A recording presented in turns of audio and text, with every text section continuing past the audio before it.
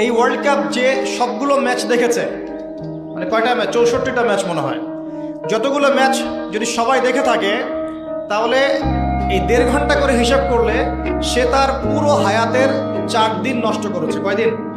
4 দিন। শুধুমাত্র একটা ওয়ার্ল্ড কাপ তোমার জীবনের 4 দিন নষ্ট করে ফেলেছে। মানে তোমার হায়াত যদি হয় 30 দিন, তোমার হায়াত এখন আছে 26 দিন। ভয়ঙ্কর না বিষয়টা? যদি হায়াত হয়ে থাকে এখন বাকি থাকে 30 দিন, এখন বাকি আছে তোমার 26 দিন। 4 দিন চলে গেছে, টের পাও নাই তুমি। আর 100 জন মানুষ যদি 4 দিন করে হায়াত হারায়, তাহলে 100 জন মানুষের 400 দিন তারা শেষ করে ফেলেছে। 1000 জনের 4000 দিন, 1 লক্ষ জনের 4 লক্ষ দিন, 1 কোটি মানুষের 4 কোটি দিন।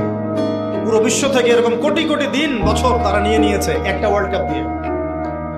আল্লাহ পাক আমাদেরকে পাঠিয়েছিলেন কেন? আল্লাহর ইবাদত করার জন্য। শুধু ইবাদত নয়, আমাদের আরো একটা দায়িত্ব আছে।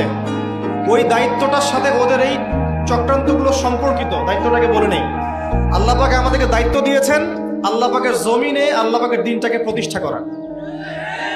জানেন আল্লাহ পাক কি দায়িত্ব দিয়েছেন? আল্লাহর জমিনে আমরা দিনটাকে প্রচার প্রসার করব এবং প্রতিষ্ঠা করব।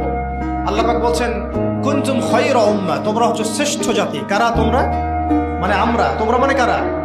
এই উম্মতে মুহাম্মাদি, তোমরা হচ্ছে শ্রেষ্ঠ জাতি। খায়রা উম্মাহ উখরিজাত লিন-নাস, তোমাদেরকে বের করা হয়েছে মানব জাতির কল্যাণের জন্য।